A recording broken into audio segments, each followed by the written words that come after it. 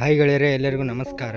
IPL 2025 Rohit RCBಗೆ captain ಆಗುತ್ತಾರೆ. Mega ಹರಾಜಿಗೂ ಮುನ್ನ ಘೋಷಣೆ ಮಾಡಿದ್ದಾರೆ. ವಿರಾಟ್ ಮತ್ತು ರೋಹಿತ್ ಜೋಡಿ ನಂಬರ್ 1. ಹೀಗೆ ಇದರ ಬಗ್ಗೆ ಹೇಳುತ್ತೇನೆ. ನಮ್ಮ ವಿಡಿಯೋ ಇಷ್ಟವಾದರೆ ಲೈಕ್ ಮಾಡಿ ಮತ್ತು ಸಬ್ಸ್ಕ್ರೈಬ್ ಮಾಡಿ. ಭಾರತೀಯ ಕ್ರಿಕೆಟ್ ನಿಯಂತ್ರಣ ಮಂಡಳಿ ಮುಂಬರುವ IPL ಮೆಗಾ ಆಕ್ಷನ್ ಸಲುವಾಗಿ ತನ್ನ ನಿಯಮಗಳಲ್ಲಿ ಕೊಂಚ ಬದಲಾವಣೆಗಳನ್ನು ಮಾಡಿದೆ.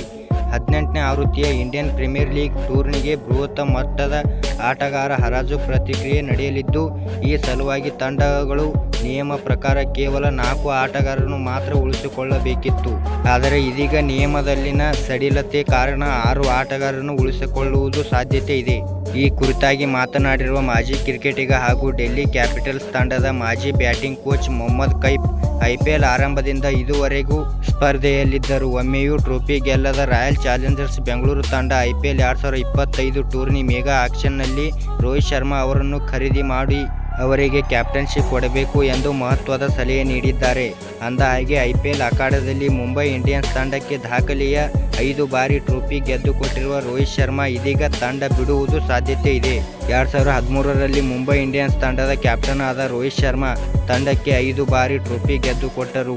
ಆದರೂ IPL 2024 ಟೂರ್ನಿಗೂ ಮುನ್ನ ಮುಂಬೈ ಇಂಡಿಯನ್ಸ್ ಫ್ರಾಂಚೈಸಿ ಅಚ್ಚರಿಯ ನಿರ್ಧಾರ ತೆಗೆದುಕೊಂಡು ರೋಹಿತ್ ಶರ್ಮಾ ಅವರಿಂದ ಕ್ಯಾಪ್ಟನ್ಶಿಪ್ ಕಸಿದು ಆಲ್ರೌಂಡರ್ ಹಾರ್ದಿಕ್ ಪಾಂಡ್ಯಗೆ ಒಪ್ಪಿಸಿದರು.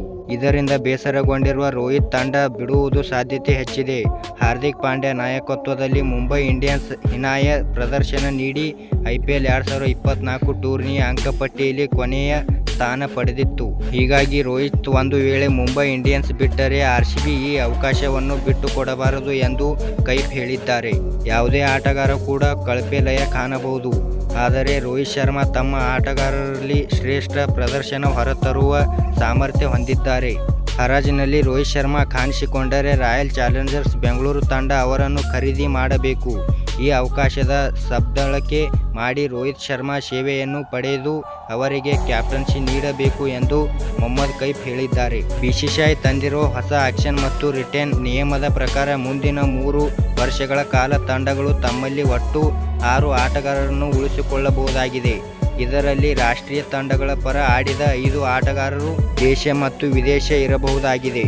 5 ಆಟಗಾರರನ್ನು ಉಳಿಸಿಕೊಂಡರೆ 2 ಅನ್ಕ್ಯಾಪ್ಡ್ ಆಟಗಾರರನ್ನು ರೈಟ್ ಟು ಮ್ಯಾಚ್ ಮೂಲಕ ಖರೀದಿ ಮಾಡಬಹುದು. ಹೀಗೆ ಇದರ ಬಗ್ಗೆ ಹೇಳಿದ್ದಕ್ಕೆ ನಮ್ಮ ವಿಡಿಯೋ ಇಷ್ಟವಾದರೆ ಲೈಕ್ ಮಾಡಿ ಮತ್ತು ಸಬ್ಸ್ಕ್ರೈಬ್ ಮಾಡಿ ಮತ್ತು ಹೇಗೆ ಆಗಿದೆ ಎಂದು ಕಮೆಂಟ್ ಮಾಡಿ ಮತ್ತು ಶೇರ್ ಮಾಡಿ. ಎಲ್ಲರಿಗೂ ನಮಸ್ಕಾರ.